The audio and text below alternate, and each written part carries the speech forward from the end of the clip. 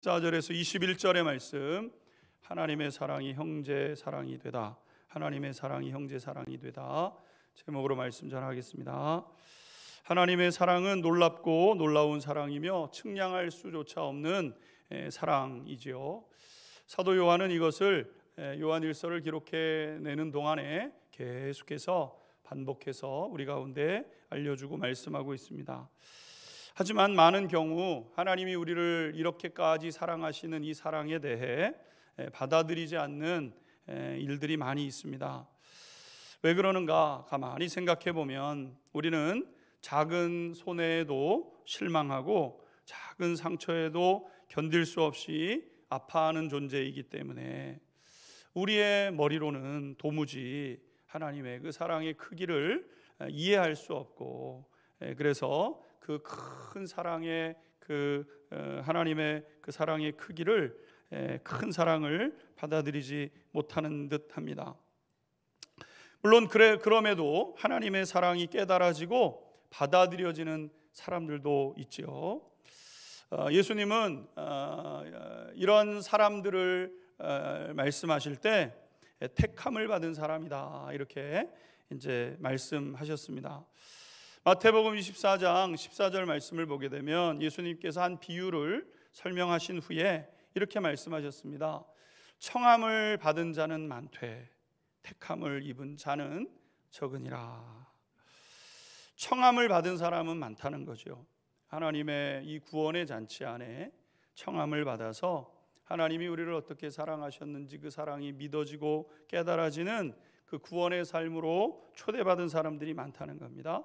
교회 밖에도 있고 또 교회 안에도 청함을 받아 우리가 신앙생활하는 그런 이제 분들이 있죠.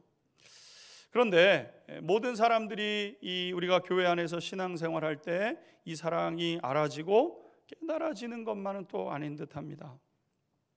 주님이 말씀하신 것처럼 청함을 받은 자는 많지만 택함을 입은 자는 적다 이렇게 말씀하신 이 말씀은 굉장히 우리의 이 신앙의 지표를 삼는 데 있어서 굉장히 우리 자신들을 두렵게 하고 떨리게 하는 그런 말씀 아니겠습니까?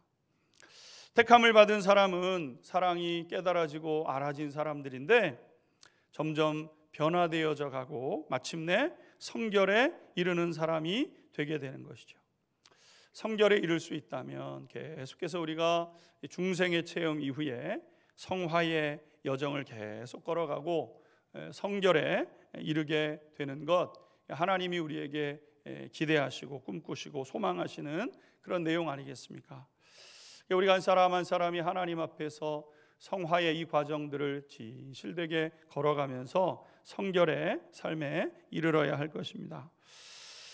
사도 요한은 이러한 우리들의 모습에 대해서 이제 다시 설명을 이어가게 되죠. 오늘 14절 말씀 읽고 하나님 말씀 배워가도록 하겠습니다. 14절 읽겠습니다. 시작. 아버지가 아들을 세상의 구주로 보내신 것을 우리가 보았고 또 증언하노니. 아멘. 아멘. 사도 요한은 성부 하나님께서 성자 예수님을 구주로 보내신 것을 보았고 증언하였다 이렇게 14절에서 말씀하고 있죠. 근데 이제 이 말씀 우리가 요한일서를 쭉 읽어 나가다 보면 이 말씀이 지금 요한복음 4장 이제 끝 부분으로 이제 가고 있는데 요한복음 5장까지 아니겠습니까? 그럼 이제 편지를 쭉 써나가는 사도 요한이 마무리를 해 나가는 이제 시점으로 가야 되는데 이 말씀은 1장에서도 말씀하셨고 또 3장에서도 말씀하고 계속 반복해서 말씀하고 있다는 것을 이제 우리가 깨닫게 됩니다. 성부 하나님께서 성자 예수님을 세상에 구주로 보내셨다. 그걸 내가 보았고 내가 증언하고 있다. 이렇게 이야기하고 있는 거죠. 그가 보고 만진 것이 너무나도 분명하기 때문에 그는 말하지 않을 수 없어서 계속 말해왔다는 거예요. 요한 일서를 기록해 나가는 동안에도 처음에도 얘기하고 중간에도 얘기하고 또 이 편지를 지금 마무리해야 되는 이 상황 속에서도 또 이것을 이야기하고 있다는 것이죠. 보고 들은 것을 말하지 않는 것, 여러분 이것은 잘못된 것이죠. 어떤 사람이 사고를 당했어요. 그걸 보았습니다. 그럼 어떻게 해야 됩니까? 본대로 이야기를 해 주어야 되는 것이죠. 근데 보았는데 이야기를 하지 않습니다. 그럼 무슨 일이 벌어집니까? 가해자가 피해자가 되기도 하고 피해자가 가해자가 되기도 하고 이러는 일들이 일어나게 되는 것 아니겠습니까?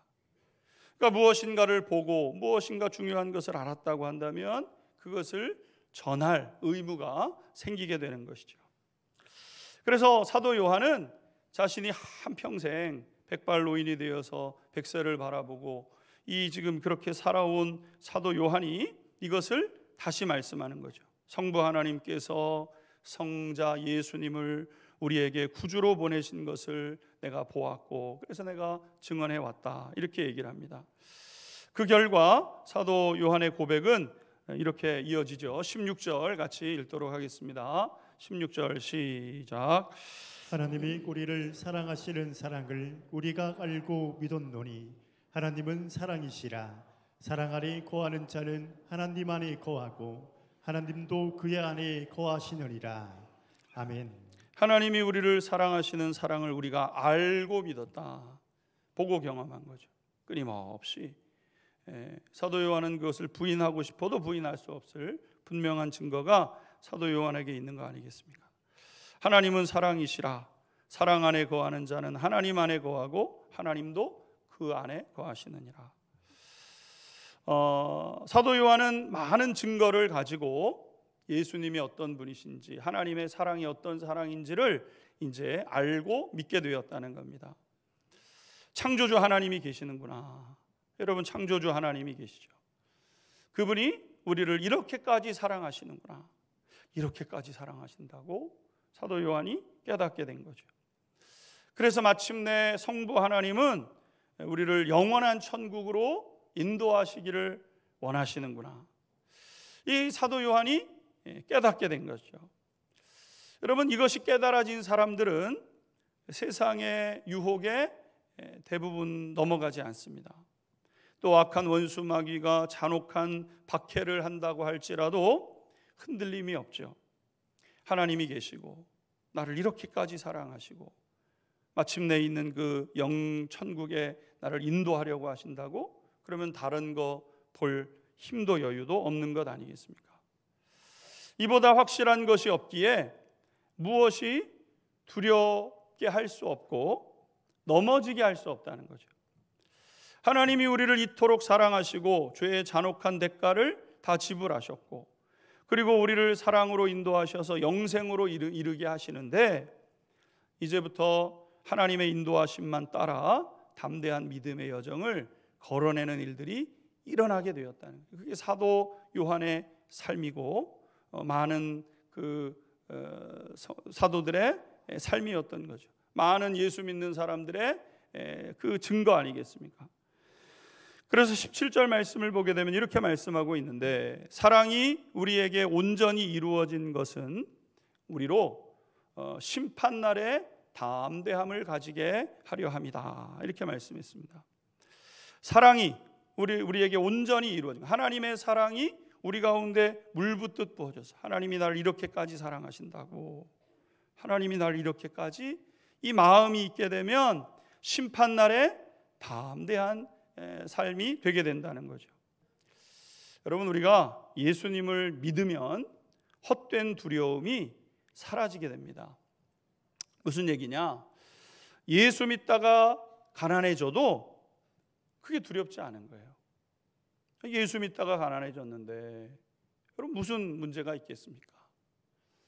예수님을 섬기려고 애를 쓰다가 여러분 우리의 삶 가운데 조롱을 받아요. 그게 무슨 괴로움이 되겠습니까? 예수를 믿고 예수님의 뜻대로 인도하심을 따라 걸어가면 마침내 하나님 앞에 서게 되는 날이 오게 되는데 부끄럽고 우리의 삶에 후회되는 삶으로 쓰는 것이 아니라 그냥 예수님 한 분 붙잡고 믿음의 여정을 그 사랑을 알기에 너 지옥 가면은 안 되잖아 하시는 하나님의 그 사랑을 알기에 하나님을 온 힘으로 움켜잡고 믿음의 여정을 걸어가다 가난하기도 하고 조롱받기도 하고 그래서 뭐 어떻습니까? 하나님의 인도하심을 따라 하나님이 우리에게 주시기를 원하시는 그 영생에 이르게 되는데, 그래서 예수 믿다가 병등을 얻거나 심지어 죽는다고 해도 그것에 이제 개의치 않게 되는 거죠. 모든 사도들이 그렇게 순교를 하는데 당당히 죽음을 맞이했고, 오늘 이 편지를 기록해가고 있는 사도 요한도 전승에 의하면 숱한 고난을 당하죠. 그러니까 AD 64년부터 네로 박해가 이제 시작이 되니까 60년대 중반부터 30년 넘게 시간을 박해가 많았잖아요. 네로 박해가 처음이었지만 로마의 10대 박해가 가장 강력한 박해였는데, 그냥 좀 잘못하면 감옥에 끌려가고 이 정도의 고난이 아니라 예수 믿으면 붙잡혀다가 길거리에 역청을 뒤집어 쓰고 횃불이 되기도 하고, 그 사람들이 있는 그 많은 사람들 앞에서 사자밥이 되기도 하고, 우리 애가 먼저 그렇게 죽어가기도 하고, 이거를 이제 보는 거 아니겠습니까? 예수 믿고 예수님 때문에 그 고난을 잠시 당하죠. 잠시 받고 천국 가는 인생이 되는 건데, 여러분 천국이 확실하면 여러분 우리의 삶 가운데 우리가 문제라고 생각하는 그 문제들이 그렇게 문제가 별반 힘을 잃는 것 아니겠습니까? 요한 사도도 예수 믿는다는 이유로 전승에 의하면 끓는 기름 가마 속에 이제 던져지는데, 예수님이 십자가상에서 하신 말씀이 있기 때문에 요한이 죽지를 않았다는 거예요. 그래서 결국은 로마 사람들에 의해서 밤모섬으로 유배를 가게 되죠. 그 섬에 갇혀서 노년의 시간들이 이제 지나가고 있는 거예요.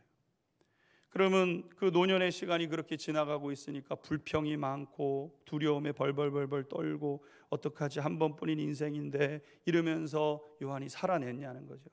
아니라는 겁니다. 오히려 요한일서를 우리가 읽어나가면서, 또 요한복음을 읽어나가면서, 요한서신을 읽어나가면서 우리가 발견하게 되는 것은 순간순간 그가 목회하는 성도들에게 두려워하지 말라고, 담대하라고, 예수 믿고 걸어가다가 당하는 그 어려움들, 그 부끄러움, 그 조롱 개의치 말라고, 그냥 주님 한 분만 바라보면서 따라오라고 말씀드렸던 것처럼 발 뒤축만 바라보고, 예수님의 발 뒤축만 바라보고 걸어가는 거예요. 사람들이 뭐라 하겠죠? 또 내 마음속에 어떤 일들이 일어나겠죠? 그런 거 바라볼 겨를 없고, 주님의 뜻인지 묻고 주님의 뜻대로라고 한다면 때로는 여러 가지 어려움들이 기다리고 있는 것 알지만 그 길을 걷고 걸어가는 것이죠. 여러분, 이게 뭐냐면 믿음의 삶 아니겠습니까? 믿음의 삶. 믿음의 삶이라는 것은 육신이 편하고 좋은 것을 누리는 것이 아니죠. 우리의 삶에 무슨 경제적 문제가 있어서 하나님 앞에 나와 주여 부르짖어서 여러분 경제적 문제 해결되는, 여러분 그런 거는 불교에도 있고요, 다른 종교에도 숱하고, 귀신을 섬겨도 그런 일들이 있습니다. 우리가 하는 이 신앙생활이라는 게 뭡니까? 신앙생활이라는 것은 우리의 육신의 어떤 편안함과 안일함을 위한 게 아니에요. 오히려 어떤 역경이 다가오고 어떤 어려움이 다가온다 할지라도 좌절하거나 절망하지 않고, 그리고 불평하거나 원망하지 않고 주님 바라보면서 믿음의 여정을 걸어가는 거죠.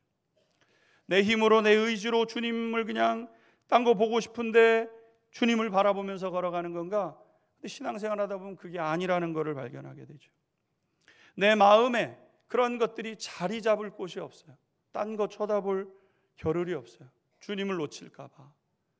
영생을 이루기 위해서, 영생을 성취하기 위해서 앞에서 말씀을 드린 것처럼 택함을 입은 사람으로 살아내고자 하나님이 주시는 그 갈급한 마음, 그 갈증 때문에 다른 것 볼 겨를이 없고 주님만 바라보면서 믿음의 여정을 걸어내게 되는 것이죠. 사도 요한은 에베소 교회 성도들이 자신처럼 행복한 성도 되면 좋겠다, 그 마음으로 지금 에베소 교회와 또 주변에 있는 성도들에게 편지를 보내고 돌려서 회람되도록 그렇게 하는 것 아니겠습니까?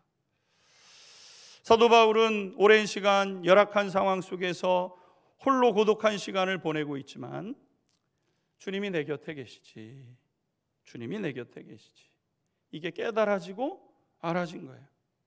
주님이 내 곁에 계시지, 주님이 내 곁에 계시면서 내 형편 다 아시는 주님께서 내 길 이렇게 인도하시지. 그래서 걱정할 일도 있고 근심할 일도 때마다 생기지만 주님의 뜻이면 그러면서 마음에 든든함이 생기게 되고, 그것도 마침내 좋게 하실 주님이시기에 그 고난도, 그 환난도, 그 어려움도 마침내는 좋게 하실 주님이시기 때문에 주님의 뜻이라면 주님을 신뢰하며 기뻐하는 삶을 살아내게 되는 것이죠. 이런 사도 바울이 자신의 삶의 고백처럼 오늘 18절에 이렇게 말씀하고 있는 것이죠. 18절 읽겠습니다. 시작. 사랑 안에 두려움이 없고 온전한 사랑이 두려움을 내쫓나니 두려움에는 형벌이 있음이라. 두려워하는 자는 사랑 안에서 온전히 이루지 못하였느니라. 아멘. 사랑 안에 두려움이 없다는 겁니다. 그냥 주님 사랑하면서 걸어갔기 때문에, 물론 삐뚤삐뚤 걷기는 했지만 그냥 주님 한 분만 걸어보면서 갔기에 딴 거 한 적이 없어요. 유혹이 있어도 유혹에 넘어진 적 없고, 고난이 와도 거기에 무릎 꿇은 적 없고, 그냥 주님 한 분만 바라보면서 걸어왔기에 주님 앞에 서는 게 두려움이 없는 겁니다. 내 순결을 지켰고 내 충성을 지켰기 때문에 다른 것 바라보지 않고 주님 한 분만 바라보면서 걸어갔기에 주님 앞에 서는 게 두려움이 아닌 거예요. 사랑 안에 두려움이 없고 온전한 사랑이 두려움을 내쫓는 거죠. 사랑이 우리가 하나님 앞에 바른 삶을 살아내는 힘이 되게 하는 겁니다. 그러므로 요한일서를 공부해 가고 있는 우리 사랑하는 안양중학교의 모든 성도님들 한 분 한 분마다 주님을 깊은 마음으로 사랑하며 두려움 없는 삶을 살아내는 우리 성도님들이 되시기를 주님의 이름으로 축원합니다. 믿음을 지켜내기 위한 시험도 있고 상처도 있고 조롱도 있고 괴로움도 있겠죠. 그러나 그 유혹들을 다 우리가 견디고 오직 주님의 뜻, 오직 주님의 뜻대로 박해를 받고 조롱거리가 된들 무슨 상관이 있겠어요? 지나가 버리는 건데.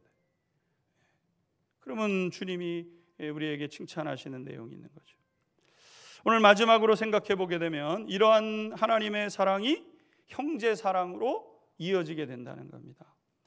20절, 21절 마지막 절이죠. 한번 읽도록 하겠습니다. 20절, 21절 함께 읽겠습니다. 시작.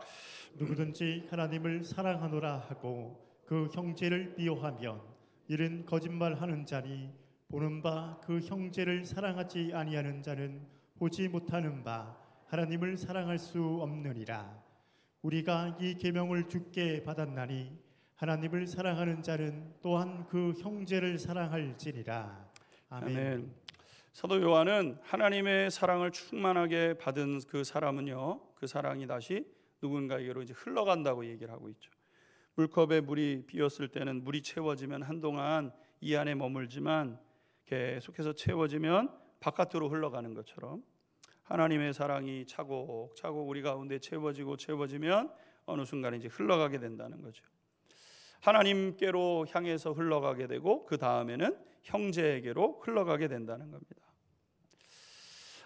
세상 사람들은 예수 믿는 우리들과 교회와 하나님을 향해 많은 관심을 가지고 있습니다. 그러면서 세상 사람들이 우리에게 요구하는 게 있어요. 너네들 하나님 믿는다며. 그러면 하나님을 한번 보여줘봐. 이렇게 이제 사람들이 요구하게 되는 거죠. 눈에 보이지 않는 하나님을 보여봐. 사람들이 이렇게 얘기할 때 우리가 눈에 보이지 않는 하나님을 보여줄 방법은 없죠. 근데 하나님을 볼 수 있는 두 가지 방법이 있습니다. 첫 번째는 뭐냐면 성경을 읽는 거죠. 성경을 읽는 거. 하나님은 자기 자신을 선지자들과 사도들에게 계시하셨습니다. 감춰 있는 것을 이제 커튼을 열어서 보이는 게 계시인데 하나님께서 이렇게 감추어져 계셨어요. 하나님 어떤 분이신지 몰랐어요. 하나님이 자기 자신을 이렇게 커튼을 열어서 보여주시는 것처럼 보여주셨어요. 구약에서부터 계속해서 계시록에 이르기까지 보여주셨죠. 그래서 그렇게 뵌 하나님을 선지자들과 사도들이 성경에 기록해 놓은 거죠. 그래서 우리가 성경을 읽다 보면 하나님을 만나게 되는 겁니다. 간절한 마음으로, 굶주린 마음으로 하나님을 읽다 보게 되면 쏟아지는 눈물이 나기도 하고 그냥 말씀을 꽉 붙잡고 싶은 마음들이 생겨나고, 성경을 읽으며 하나님을 이제 만나게 되는데, 근데 이제 문제가 있어요. 성경을 읽기 싫어하는 사람들이 있죠. 성경을 읽지 않는 사람들, 하나님을 모르는 사람들, 관심 없다고 하는 사람들, 그런데 하나님을 보이라고 하는 사람들이. 그럴 때 그럼 하나님을 보일 수 없느냐? 보일 수 있다는 겁니다. 또 한 가지 방법, 그것은 뭐냐면 우리에게 나타내신 하나님의 사랑을 그 사람들에게 보이는 거예요. 하나님을 보일 수는 없어도 우리에게 보여주셨던 그 사랑을 그 사람들에게 보여주는 거죠. 사도 요한은 하나님은 사랑이심이라 이렇게 말씀하면서 하나님 그분이 사랑이라 그랬어요. 이게 사랑이 하나님의 본질인데, 그렇기 때문에 사랑이 있는 그곳에서 하나님은 사랑이에요. 하나님 이퀄 사랑입니다. 하나님을 볼 수가 없어요. 영이시기 때문에. 그럼 뭘 통해서 하나님을 볼 수 있냐? 사랑을 통해서 볼 수 있다는 거죠. 빅토르 위고가 쓴 유명한 소설 레미제라블에 보게 되면 주인공 장발장이 나오죠. 그에게는 7명의 조카가 있었는데 산업혁명 시대를 배경으로 하면서 일자리를 다 기계가 하니까 일할 수가 없고, 그래서 이제 궁핍하게 됐죠. 조카들은 배고파하고, 그래서 이 장발장이 빵 한 조각을 이제 훔치게 되죠. 근데 이제 그것이 문제가 돼서 감옥에 이제 들어가게 됩니다. 굶주릴 조카들을 생각하면서 몇 차례 탈옥을 시도하다가 결국은 19년 동안 이제 혹독한 감옥에 있게 된 것 아니겠습니까? 출소를 하고 나서 억울한 마음을 눌러가면서 성실하게 일을 해야 되겠다, 삶을 일구려고 마음을 먹고 일을 하게 되는데, 사람들은 이 장발장을 전과자라는 딱지를 붙여가지고 상대를 하지 않습니다. 누구도 일자리를 제공해 주지 않게 되고, 결국 출소를 한 이후에도 상황은 달라지지 않아서 굶주림과 추위를 겪게 된 거죠. 그러던 중에 한 교회에 들어가서 이제 시가 어떻게 교회를 들어가게 되는데, 그 교회의 주교인 미리엘이라는 분을 만나게 되죠. 이 주교는 장발장의 처지가 딱한 것을 알고는 자기가 먹는 음식에 같이 상을 차려놓고 하룻밤 묵어갈 수 있는 방을 하나 이렇게 이제 소개하게 됩니다. 그런데 장발장은 하룻밤의 환대에 만족할 수 없게 된 겁니다. 그래서 이제 한밤에 살피다가 은촛대와 값이 나갈 만한 기구를 이제 훔치게 되죠. 그리고 도망을 칩니다. 물론 오래 가지 못하고 경찰에게 붙잡혀서 교회로 끌려오게 되는데, 경찰들은 주교에게 도둑을 잡아왔다고, 이 사람 맞냐고 이렇게 이야기를 할 때 주교가 경찰들에게 아니라고, 지금 장발장이 가지고 있는 그것은 내가 그 사람에게 선물한 것이고 다른 것도 더 가져가라고 했는데 가져가지 않았는데 이렇게 되돌아와서 이것마저 가져가야 된다 그러면서 자루에 물건을 이제 넣어주게 되었다는 겁니다. 물론 주교의 행동을 보게 되면 잘못된 거죠. 훔쳐간 사람인데, 그래도 좋게 대하려고 했는데 더 나쁜 것으로 갚았으니까 주교가 볼 때는 어쩌면 잘못된 일처럼 보일 수 있는 거죠. 그런데 바로 그곳에서 장발장은 하나님을 만나게 되었고, 이전과는 전혀 다른 사람의 모습으로 변화되게 되는 것을 기록해 놓고 있죠. 사람들은 하나님을 만나기를 원하죠. 어디서 하나님을 만나는가? 측량할 수 없는 사랑을 경험할 때 하나님을 만나게 된다는 거죠. 티칭을 통해서, 가르침을 통해서, 지적을 통해서 하나님을 만나는 게 아니라, 사람에게 뭔가를 얘기해줘서 하나님을 만나는 것이 아니라, 내가 받을 수 없는 큰 사랑을 그가 경험하게 될 때 하나님 그분을 만나게 되고 그 사랑이 그를 변화시켜 가게 되는 거죠. 우리가 자녀를 키우다 보면 참 많은 것을 이제 배우게 되죠. 저도 이제 자녀를 키우다 보니까 자녀를 키워야만 배우게 되는 것을 제가 이제 배워가는데, 그 중에 하나가 이제 사랑입니다. 사랑을 배워가죠. 자녀를 사랑하는 내 모습을 이제 통해서, 자녀들이니까 이제 어쨌든 책임감도 있고 또 귀엽고 예쁘지 않습니까? 근데 이 자녀들을 양육하면서 제가 깨닫는 것은 어렸을 적에 저를 사랑해 주셨던 부모님의 사랑을 이제 깨닫게 되는 거죠. 자신을 위해서 먹고 싶은 것 참고 좋지 않은 옷 입고 그런 신을 신으시면서 주고 또 주고 하셨던 부모님의 사랑이 이제 깨달아지는 것 아니겠습니까? 나한테 주시려고 당신은 좋지 않은 것을 먹고 좋지 않은 것을 입고 그러신 이제 부모님을 생각하면서 자녀를 키우다 보니까 그렇게 되는 거예요. 부모님이 그러셨구나. 참 감사하다. 이제 마음이 들죠.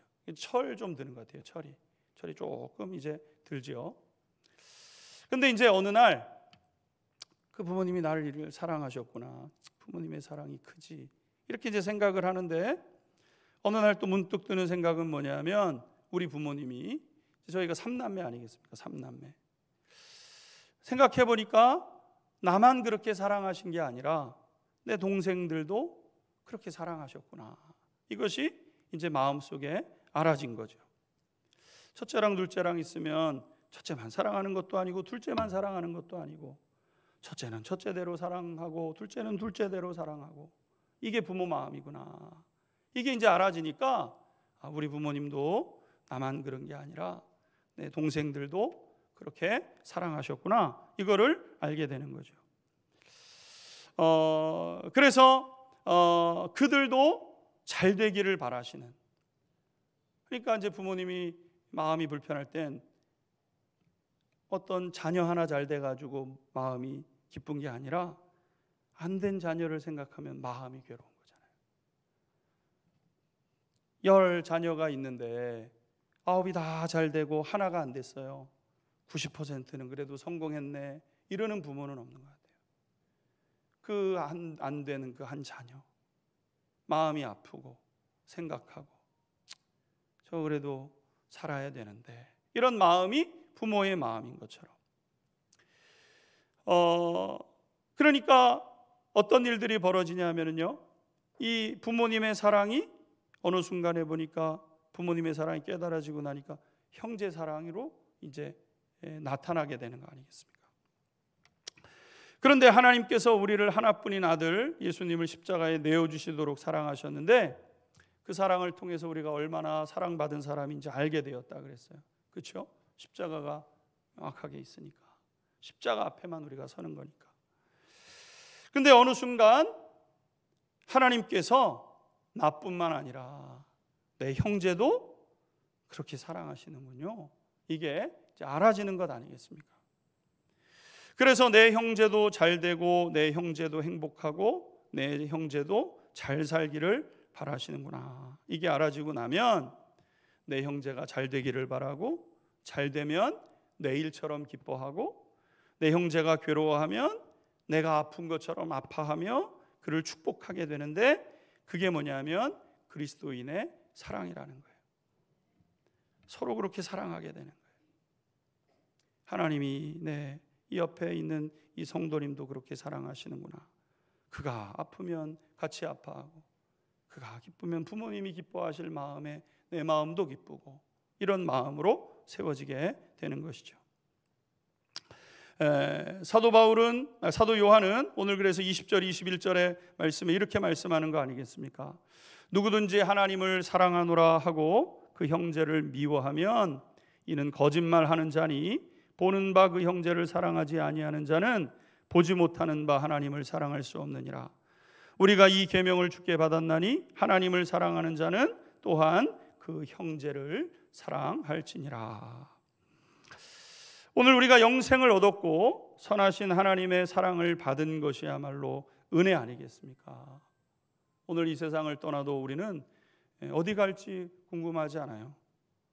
천국에서 주님을 배웠겠죠. 그리고 주님 앞에 두려움 없이 설 겁니다. 그냥 주님 한 분만 바라보고 걸어왔잖아요. 주님이 기뻐하시면 그 일대로 했잖아요. 뭐 두려움 가지고 서겠습니까? 두려움 없이 하나님 앞에 서겠죠. 하나님의 은혜를 입은 사람들 아니겠습니까? 은혜를 입었다면 은혜에 응답하며 살아야 된다는 거죠. 그 은혜에 응답하는 것이 무엇이냐? 형제 사랑이라고 그랬습니다. 형제 사랑. 사랑받은 만큼, 사랑받은 대로 사랑하며 사랑을 나누며 그렇게 살라고 말씀하시는 거죠. 사랑받았습니까?